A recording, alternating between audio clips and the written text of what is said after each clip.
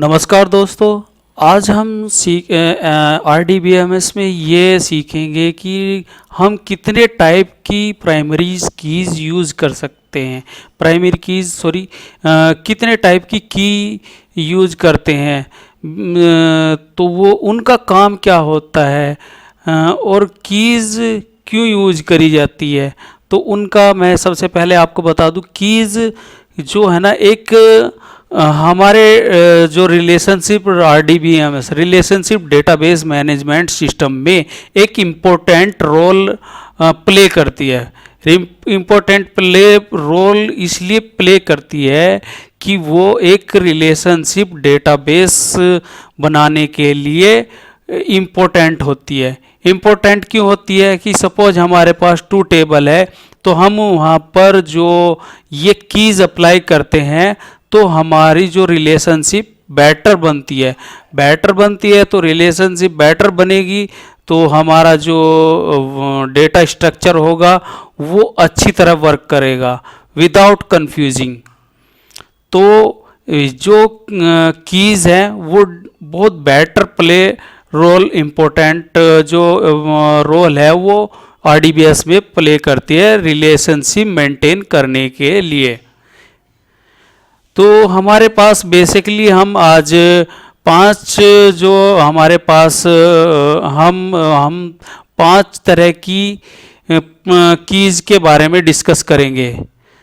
Number 1 primary की, number 2 unique की, number 3 alternate की, और 4th composite key, and 5th foreign की। और इनको अब सबसे पहले हम स्टार्ट करते हैं प्राइमरी की से। तो सपोज करो कि एक हमारे पास ये एक्सेल का डाटा है और एक ये रेंज है। सपोज करो कि एक टेबल है, टेबल में जो भी एक यूनिक आईडी जनरेट होती है एक टेबल की, तो यूनिक आईडी जनरेट जो होती है तो प्राइमरी की एक यूनिकली आइडेंटिफाई होती है with in table. Each record को यूनिकली आइडेंटिफाई करता है प्राइमरी की, मतलब यूनिकनेस बनाता है। यूनिकनेस मीन्स कि उस कॉलम में सपोज करो कि ऑर्डर आईडी है, ऑर्डर आईडी में कोई भी डुप्लीकेट वैल्यू नहीं होगी। एक पॉइंट ये है। और दूसरा पॉइंट ये है कि ये जो इस कॉलम में कोई भी ब्लैंक रो नहीं, ब्लैंक सेल या टपल नहीं होने का, यहाँ पर कोई भी ब्लैंक रो नहीं होने की। तो इसी को बोलते हैं प्राइमरी की। प्राइमरी की क्या करती है कि एक टेबल में एक कॉलम का जो यूनिकनेस को मेंटेन करने के लिए यूज होती है। तो ये प्राइमरी की यूज इसलिए की जाती है। तो एक टेबल में एक ही प्राइमरी की यूज होती है। उसके बाद हम बात करते हैं कि यूनिक की। यूनिक की भी प्राइमरी की के ही तरह होती है, बट इसमें ये यूनिकली आइडेंटिफाई करता है ईच रिकॉर्ड्स और ईच टपल्स रिकॉर्ड्स। मीन्स कि ये हमारी रो है, ये वाली रो है, और इसमें जो ये वाला कंटेंट है, ये वाला कंटेंट है, ये वाला कंटेंट है, ये वाला जो ये नंबर है, ये प्रोडक्ट जो नंबर है, ये प्रोडक्ट नंबर जो है, ये एक यूनिकनेस होगा, ये डुप्लीकेट नहीं होने का। बट प्राइमरी की में कोई भी डुप्लीकेट नहीं होने का। बट यूनिक की में क्या होता है कि यूनिक की ना एक नल वैल्यू को अलाउ करती है, तो इसलिए हम इसको यूनिक की बोलते हैं। और जो प्राइमरी की है वो कोई भी नल, कहीं पर भी एक भी नल वैल्यू नहीं होने की वहाँ पर। तो प्राइमरी की और यूनिक की में यही डिफरेंस है। तो आई थिंक आप यूनिक की के बारे में भी जान गए होंगे। अब हम चलते हैं, अब हम डिस्कस करते हैं ऑल्टरनेट की के बारे में। ऑल्टरनेट की, तो जैसे मैंने बताया है कि एक टेबल में एक ही प्राइमरी की सेट होती है, सपोज करो कि एक प्राइमरी की ऑर्डर आईडी है और एक एफएस नंबर है, वो भी कोई डुप्लीकेट वैल्यू नहीं कंटेन कर रही है, ना ही कोई ब्लैंक सेल या ब्लैंक रिकॉर्ड कंटेन कर रही है, और यूनिक डेटा आइडेंटिफाई कर रही है उस कॉलम में, तो वो भी एक प्राइमरी की है। बट जैसे मैंने बोला है कि एक टेबल में एक ही प्राइमरी की है, या तो हम इसको कंसीडर कर सकते थे प्राइमरी या इसको कंसीडर कर सकते थे। तो हमने जब इसको कंसीडर कर लिया तो ये जो सेकंड प्राइमरी की जो बन सकती थी उसको एज ए ऑल्टरनेट कंसीडर कर लेते हैं। तो इसी को बोलते हैं हम ऑल्टरनेट की। ऑल्टरनेट की मीन्स कि सपोज करो कि हम इस कॉलम को डिलीट कर देते हैं, तो हम दूसरी ये वाली जो की है इसको प्राइमरी की बना सकते हैं। और अब आपके माइंड में क्वेश्चन आएगा कि हम इसको क्यों नहीं बना सकते, ये भी तो यूनिक रिकॉर्ड है, इसमें भी कोई डुप्लीकेट वैल्यू नहीं है। बट आपको एक पॉइंट याद रखना होगा कि जो प्राइमरी की है उसमें कोई भी नल वैल्यू नहीं होती है किसी भी सेल के अंदर। तो यहाँ पर जैसे यहाँ पर ये देख रहे हो, तो यहाँ पर यूनिक की में एक नल वैल्यू अलाउ करता है यूनिक की। ऐसे ही अब हम करते हैं डिस्कस एक कंपोजिट की। कंपोजिट की क्या होता है कि कंपोजिट की का मतलब क्या होता है कि एक set of multiple attributes, multiple, जैसे ये इसको एट्रीब्यूट बोलते हैं, यहाँ पर जैसे ये एक्सेल में बोलते हैं इसको हेडर या कॉलम, बट एसक्यूएल में बोलते हैं या आरडीबीएमएस में बोलते हैं इसको एट्रीब्यूट। तो एट्रीब्यूट या फील्ड बोलते हैं। तो एट्रीब्यूट या फील्ड का जो मल्टीपल एट्रीब्यूट के कॉम्बिनेशन से जो की बनेगी उसको बोलेंगे कंपोजिट की। कंपोजिट की जैसे कि हमारे पास एक तो हमारे पास एक ये नंबर हो गया और एक ये हो गया। तो हमने क्या किया कि इनको दोनों को कंबाइन कर दिया। कंबाइन मीन्स कि इसको प्लस या किसी उससे जोड़ दिया, तो ये एक कंपोजिट की बन गई है। तो ये एक कंपोजिट की बन गई है। तो इस कंपोजिट की भी प्राइमरी की के ही तरह बिहेवियर करेगी, मीन्स कि इसमें कोई भी डुप्लीकेट वैल्यू नहीं होने की, ना ही इसमें कोई ब्लैंक सेल होगी। ये एक each record with in particular column it identify uniqueness with in table. तो ये एक टेबल के अंदर यूनिकनेस को मेंटेन करेगा, और इसी को बोल सकते हैं हम कंपोजिट की, जो मल्टीपल एट्रीब्यूट या फील्ड्स के कॉम्बिनेशन से बनती है। तो इसी को बोल सकते हैं हम कंपोजिट की। अब जैसे मैंने आपको बताया कि ये कंपोजिट की है, कंपोजिट की को हम ऑल्टरनेट की भी बोल सकते हैं। वो क्यों बोल सकते हैं? क्योंकि इसमें भी कोई डुप्लीकेट रिकॉर्ड नहीं है, ना ही ये नल वैल्यू कंटेन करता है। तो इसको भी हम अल्टरनेट की बोल सकते हैं। अब हमारा जो लास्ट फॉरेन की है, फॉरेन की एक बहुत इम्पोर्टेंट रोल प्ले करता है एक रिलेशनशिप मेंटेन करने के लिए। अब रिलेशनशिप कैसे मेंटेन करने के लिए, सपोज करो कि हमारे पास एक टेबल ये है और एक टेबल ये है। इस टेबल में हमारे पास कुछ कस्टमर इस ऑर्डर के अगेंस्ट कुछ डिटेल हैं। ये डिटेल है, ये वाली सारी जो डिटेल हैं ये डिटेल है। अब ये सारा जो रिकॉर्ड है इसके अंदर ये टपल्स हैं, तो ये एक रिकॉर्ड्स हैं इसके पास में। और इसी के अगेंस्ट एक दूसरी टेबल है जिसमें जो ये ऑर्डर आईडी है ये सेम इस दूसरी टेबल में भी है, और इसको हमने एज ए फॉरेन की बनाया हुआ है। फॉरेन की का मतलब कि इसको एक रिलेशनशिप बना दी है। इसमें एक रिलेशनशिप की इस टेबल की भी एक प्राइमरी की है, इसको भी हम प्राइमरी की बोलेंगे क्योंकि अब ये यूनिकनेस कंसीडर कर रहा है, इसमें कोई ब्लैंक सेल नहीं है और कोई डुप्लीकेट वैल्यू नहीं है, तो इसको भी हम बोलेंगे प्राइमरी की।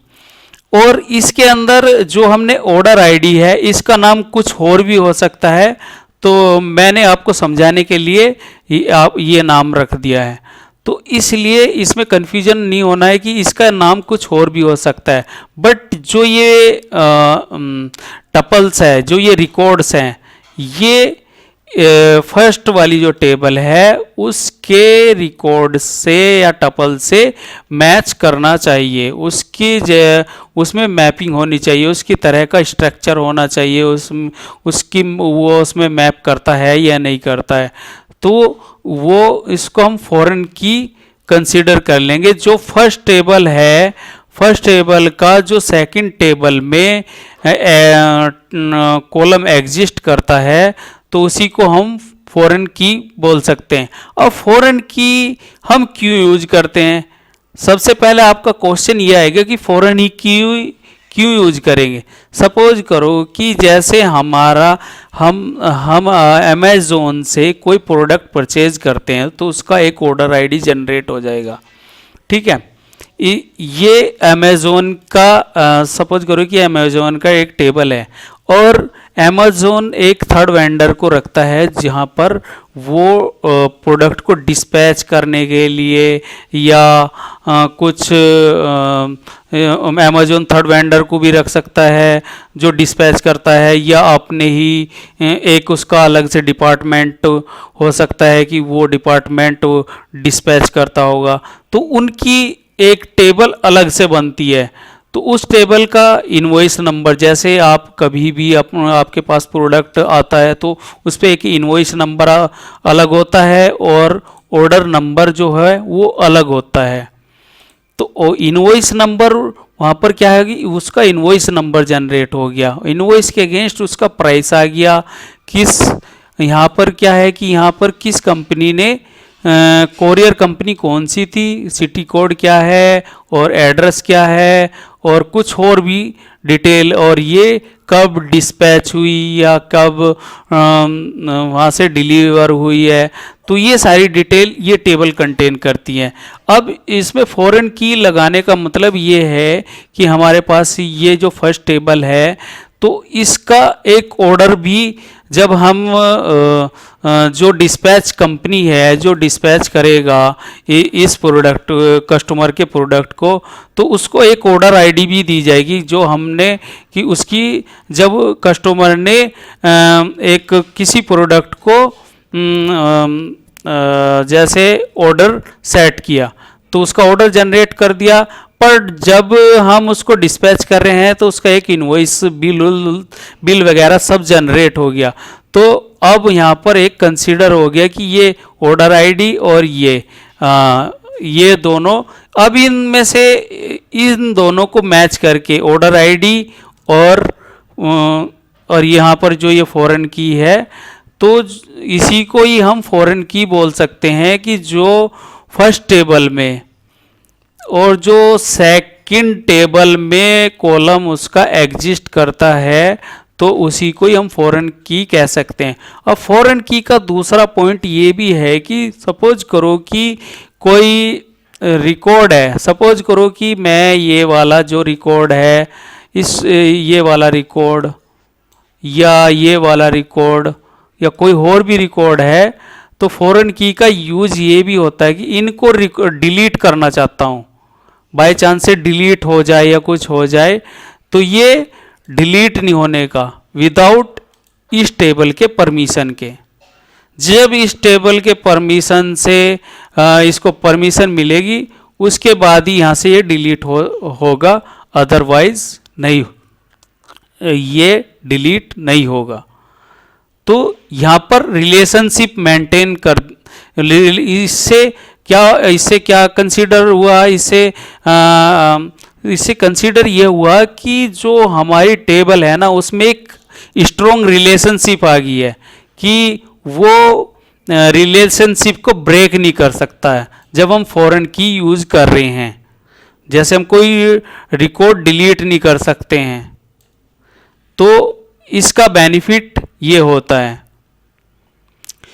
तो मैं आगे जो हमारी एसक्यूएल की वीडियोस आएगी उसमें एक्चुअल सर्वर पे मैं आपको बताऊंगा कि वहाँ पर कैसे फॉरेन की कैसे क्रिएट करी जाती है और अल्टरनेट कैसे की जनरेट करी जाती है, प्राइमरी की कैसे क्रिएट करी जाती है।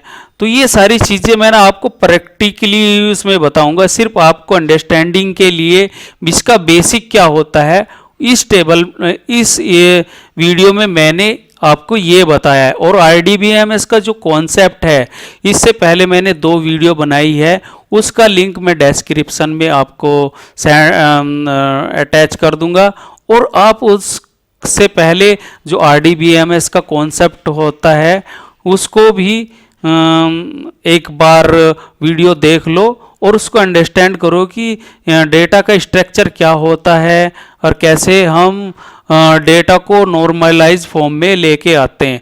नॉर्मलाइज की हमारे पास कोई बहुत सारा डेटा, अब हम इस पार्ट को एक टेबल 2 टेबल को बनाने से बेटर है कि हम इसको एक टेबल में भी बना सकते थे, पर एक टेबल में जैसे बनाते तो हमारे पास ये ना कंफ्यूजिंग वाला कंफ्यूजिंग डेटा हो जाता। तो उससे ना जो बेटर इंटीग्रिटी है डाटा की, इंटीग्रिटी मतलब उसको अंडरस्टैंड करने की या उसको रिलेशनशिप मेंटेन करने की या कुछ चेंजेस करने हैं या कुछ भी करना है तो वो नहीं हो पाती। तो इसलिए हमने इसको नॉर्मलाइज फॉर्म में किया है।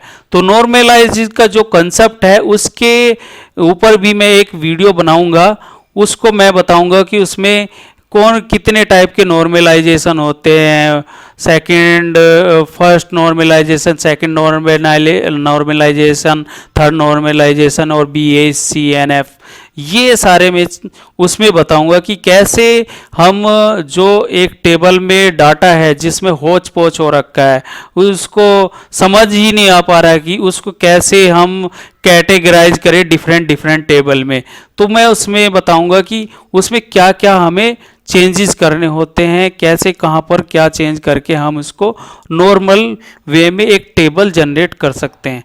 तो आई थिंक आप ये फॉरेन की और प्राइमरी की और यूनिक की और अल्टरनेट की और कंपोजिट की का कॉन्सेप्ट ईजिली समझ गए होंगे।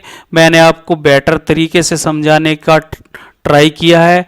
तो दोस्तों इस तरह की वीडियो को देखने के लिए और हमारी नेक्स्ट वीडियो को देखने के लिए हमारा सब्सक्राइबर का बटन दबा दे और घंटी वाला बटन भी दबा दे, जिससे आपको हमारी जो आने वाली जो वीडियो है जो आपके लिए बेनिफिट हो सकता है, जिससे आप कैरियर में ग्रोथ कर सकते हैं।